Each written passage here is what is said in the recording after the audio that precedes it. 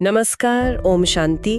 बहुत बहुत स्वागत और अभिनंदन आप सभी का 20 जनवरी 1984 की इस अव्यक्त मुरली चर्चा में। तो आज प्यारे शिव बाबा ने हमें महादानी और वरदानी बनने की एक बहुत बहुत ऊंची प्रेरणा दी, एक तरह से आह्वान किया है। आज की मुरली में बाबा जैसे दो तस्वीरें हमारे सामने रख रहे हैं, है ना जी। एक तरफ तो बाबा अपने चमकते हुए बच्चों को देख रहे हैं, जिनके मस्तक पर पवित्रता की पर्सनालिटी और सर्व प्राप्तियों की रॉयल्टी का लाइट का क्राउन जगमगा रहा है। हाँ बिल्कुल। और दूसरी तरफ बाबा विश्व की उन अनगिनत आत्माओं को देख रहे हैं जो किसी न किसी अप्राप्ति के कारण असंतुष्ट हैं, प्यासी हैं और कुछ न कुछ पाने की इच्छा में लगातार बस भटक रही हैं जी। बाबा समझा रहे हैं कि गहराई से अगर देखें तो दुनिया में आत्माएं मुख्य रूप से तीन ही चीजों की तलाश में है। हाँ। या तो उन्हें शक्ति चाहिए, तन की, मन की, धन की, या कोई पद, पोजीशन या बुद्धि की ताकत, या फिर वो सच्ची भक्ति की खोज में है, एक ऐसा कनेक्शन जिससे शांति मिले, और या फिर वो बस दुख और अशांति के चक्र से मुक्ति चाहते हैं। बस मुक्ति। लेकिन सही रास्ता नहीं मिल रहा है ना, तो वे प्यासे मृग की तरह यहाँ वहाँ भटक रही हैं। और ये देखकर बाप दादा को बहुत बहुत रहम आता है, बहुत रहम आता है। और यहीं से आज की मुरली का मुख्य सार निकलता है। बाबा पूछते हैं, भाई इन प्यासी असंतुष्ट आत्माओं को सुख, शांति, पवित्रता, ज्ञान, शक्ति, इनकी अंजलि देकर उन्हें संतुष्ट मणि बनाने वाले कौन है? कौन करेगा ये कार्य? बाबा कहते हैं, आप बच्चे, मास्टर दाता बच्चे। जी, मास्टर दाता। जैसे बाप दादा को इन भटकती आत्माओं पर रहम आता है, वैसे ही मास्टर दाता बच्चों को भी अपने इन भाई बहनों की स्थिति देखकर रहम आना चाहिए। बिल्कुल।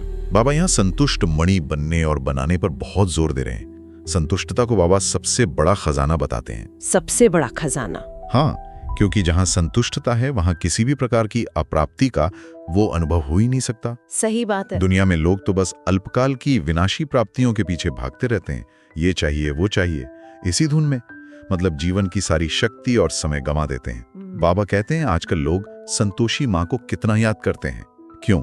हाँ, करते तो हैं। क्योंकि असलियत में वो संतुष्टता के गुण को ही पुकार रहे हैं। जहाँ संतुष्टता होती है वहाँ स्थूल धन में भी बरकत अनुभव होती है। बाबा का महावाक्य है ना, संतुष्ट आत्मा का 2 रुपया भी 2 लाख समान है। 2 लाख समान। और असंतुष्ट आत्मा का 2 लाख भी बस 2 रुपये समान है। बिल्कुल। और इस असंतुष्टता का मूल कारण बाबा बताते हैं इच्छाएं। इच्छाएं? हाँ, बाबा इच्छाओं की तुलना एक मकड़ी के जाल से करते हैं। आत्मा इस जाल में ऐसे फंस जाती है कि निकलना चाहते हुए भी निकल नहीं पाती।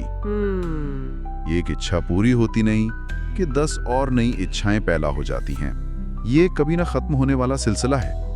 और इच्छाएं आत्मा को कभी अच्छा यानी उसके स्वमान में स्थित नहीं होने देती, बल्कि इच्छाओं के वशीभूत होकर आत्मा परेशान हो जाती है। मतलब अपने असली ईश्वरीय शान से, अपने आत्मिक स्वरूप से, अपने दाता के बच्चे होने के अधिकार से परे दूर हो जाती है। परेशान, शान से परे, ये तो बहुत गहरा अर्थ है। जी। हम सभी का शान क्या है? हम सर्व प्राप्तियों के दाता, मास्टर सर्वशक्तिमान बाप के बच्चे हैं। सर्व खजाने हमारे जन्म सिद्ध अधिकार हैं। इस शान को भूलने के कारण ही परेशानी अनुभव होती है। तो ये समझना बहुत जरूरी है कि इच्छाएं कैसे हमें हमारे असली स्वरूप से दूर ले जाती हैं। और इसीलिए बाबा का आज विशेष आह्वान है, महादानी बनो, वरदानी बनो। जी। सिर्फ स्वयं संतुष्ट मणि नहीं बनो, बल्कि अपनी संतुष्टता की चमक से, अपने शांति और शक्ति के वाइब्रेशन से और ज्ञान की अंजलि देकर सर्व आत्माओं को संतुष्ट बनाओ। हाँ, उन सबको। उन भटकती हुई आत्माओं पर रहम करो, उन्हें विनाशी इच्छाओं के जाल से मुक्त कर इच्छा मात्रम अविद्या की स्थिति का अनुभव कराओ। उन्हें उनका खोया हुआ ईश्वरीय शान, उनका आत्मिक स्वाभिमान याद दिलाओ। जी। और इसी महादानी वरदानी स्वरूप की याद बाबा विशेष रूप से उन डबल विदेशी बच्चों को दिला रहे थे जो उस समय मधुबन से विदाई लेकर अपने अपने देशों को लौट रहे थे। अच्छा, हाँ। बाबा उन्हें उनका कर्तव्य याद दिला रहे थे कि भाई अब जाके क्या करना है।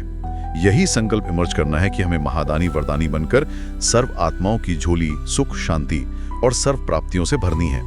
बाबा ने उन बच्चों की हिम्मत और स्नेह की बहुत बहुत महिमा की।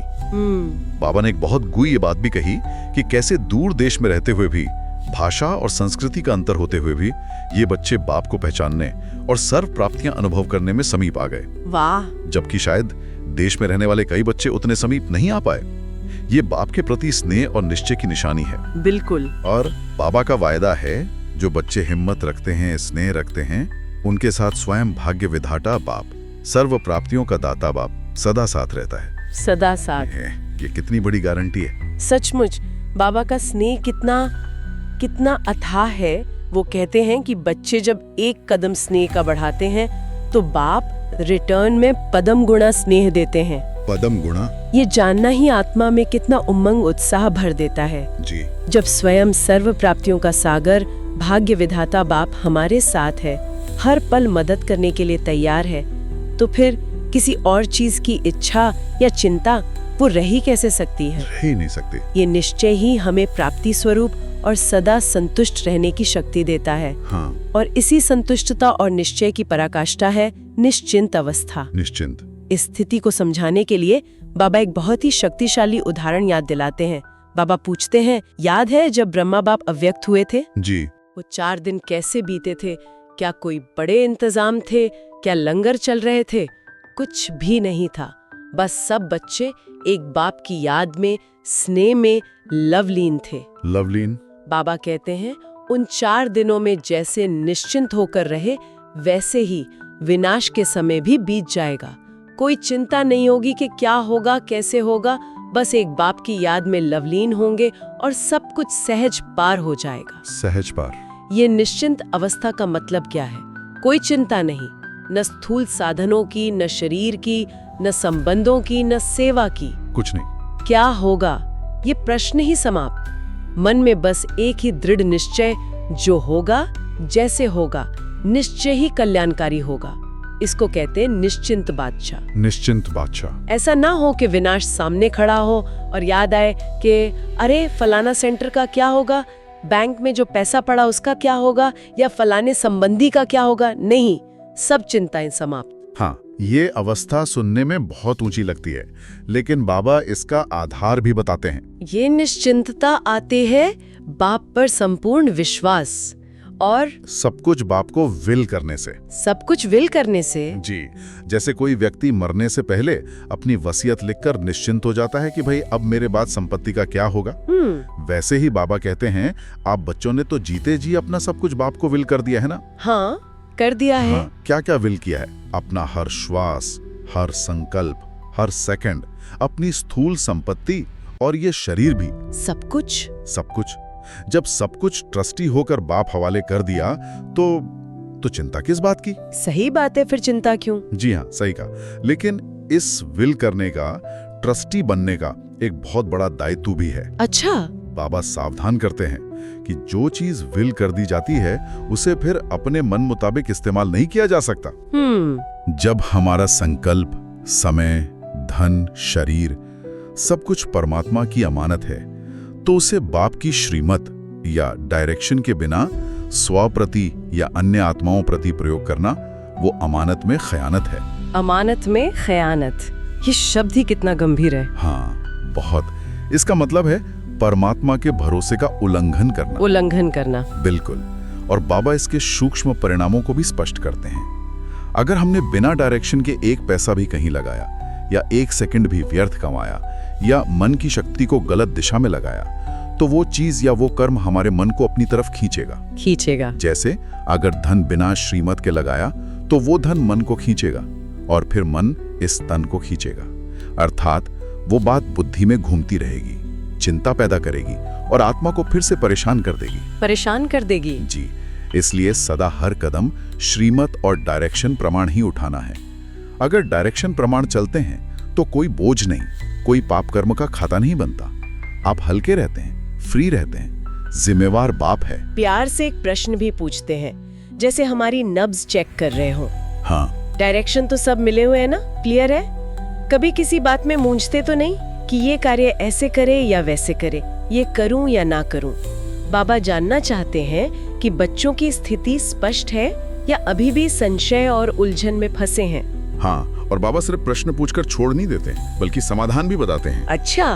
बाबा कहते हैं अगर कभी कोई संशय आए, कोई उलझन हो, जिसे बाबा मूंझना कहते हैं, तो 2 रास्ते हैं। या तो जो निमित्त बने हुए अनुभवी बड़े भाई बहन हैं, उनसे स्पष्ट कर लो, वेरीफाई करा लो, इसमें कोई संकोच नहीं होना चाहिए। हाँ, पूछ लेना चाहिए। बिल्कुल। दूसरा रास्ता है, अगर अपनी स्वस्थिति शक्तिशाली है, योग युक्त है, तो अमृत वेले बाप से डायरेक्ट टचिंग लो। शक्तिशाली स्थिति में अमृत वेले की टचिंग सदा यथार्थ होगी। Direct touching. जी, लेकिन यहाँ बाबा एक बहुत महीन, बहुत बारीक शर्त भी बताते हैं, जी। जिस पर अक्सर ध्यान नहीं जाता। वो क्या है? शर्त यह है कि अमृत वेले जब बाप से कनेक्शन जोड़ने बैठें, तो बुद्धि बिल्कुल प्लेन होनी चाहिए, एकदम साफ। प्लेन मतलब उसमें अपने मन का कोई भाव, कोई पहले से सोचा हुआ संकल्प, वो मिक्स नहीं होना चाहिए। कई बार क्या होता है, बच्चे किसी समस्या या निर्णय को लेकर पहले से ही मन में कुछ सोच लेते हैं, करना तो यही चाहिए। हाँ, होता है ऐसा। मेरे विचार से तो यही ठीक है, होना तो ऐसे ही चाहिए। फिर जब वो इस भाव को लेकर अमृत वेले बैठते हैं, तो बाबा की जो टचिंग महसूस होती है, वो यथार्थ डिवाइन डायरेक्शन नहीं होता, बल्कि उनके अपने ही मन के संकल्प का रिफ्लेक्शन या रिस्पॉन्स होता है। अच्छा, ये तो बहुत बहुत गहरी बात बाबा ने समझाई। क्योंकि अक्सर ऐसा होता है कि लगता है अमृत वेले डायरेक्शन मिला, लेकिन फिर कार्य में सफलता नहीं मिलती या उलझन और बढ़ जाती है। हाँ, तो उसका कारण ये मन का भाव मिक्स करना है। जी हाँ, बाबा स्पष्ट कहते हैं कि जो मन का भाव मिक्स किया, उसी भाव का फल मिल जाता है। और अपने मन के भाव के आधार पर किया गया कार्य क्या है? मनमत। और मनमत का फल क्या होगा? सफलता तो नहीं मिलेगी, उल्टा आत्मा और मूंझेगी और उलझेगी। इसीलिए बाबा कहते हैं सिर्फ स्थूल चीजें विल नहीं करनी है, अपने मन के संकल्पों को भी बाप को विल करना है। संकल्पों को भी। हाँ, स्थिति ऐसी हो कि मन में भले कोई संकल्प आए, लेकिन बुद्धि तुरंत चेक करे, मेरा संकल्प ये कहता है, लेकिन बाबा क्या कहता है, बाप की श्रीमत इस बारे में क्या है, ये निश्चय पक्का रखना है और अपने संकल्प को भी बाप को सौंप देना है। तब यथार्थ डायरेक्शन मिलेगा और सफलता भी मिलेगी। कमाल है, कितनी गहराई है बाबा की शिक्षाओं में। साधारण सी लगने वाली बातों के पीछे कितने गहरे गहरे रहस्य छिपे हैं। तो आज की मुरली का सार यही निकलता है कि हम सभी को स्वयं को चेक करना है और पुरुषार्थ करना है महादानी, वरदानी और सदा संतुष्ट मणि बनने का। जी बिल्कुल। विश्व की प्यासी आत्माओं की स्थिति पर रहम करते हुए उन्हें अपने शांति शक्ति के वाइब्रेशन और ज्ञान की अंजलि से भरपूर करना है।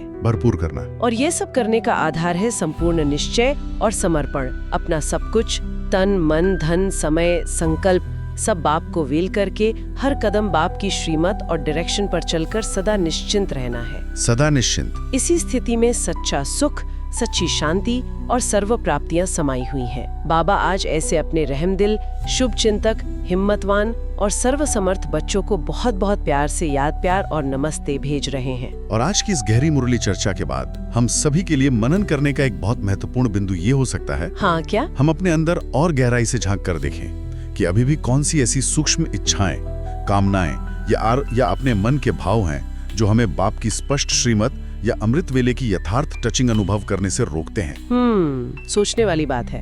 वो कौन से संकल्प हैं जिन्हें हम अभी भी मेरा मानकर पकड़े हुए हैं, और उन संकल्पों को भी पूरी तरह से बाप को विल करने का अभ्यास हम अपने रोजमर्रा के जीवन में और दृढ़ कैसे बना सकते हैं। कैसे हम सचमुच इस स्थिति को प्रैक्टिकल में लाएं कि मेरा संकल्प भले कुछ भी कहे, लेकिन मैं वही करूंगा जो बाबा कहता है। हाँ। इस पर गहराई से विचार करना और इसका अभ्यास करना ही शायद आज की मुरली का सच्चा स्वरूप बनना होगा।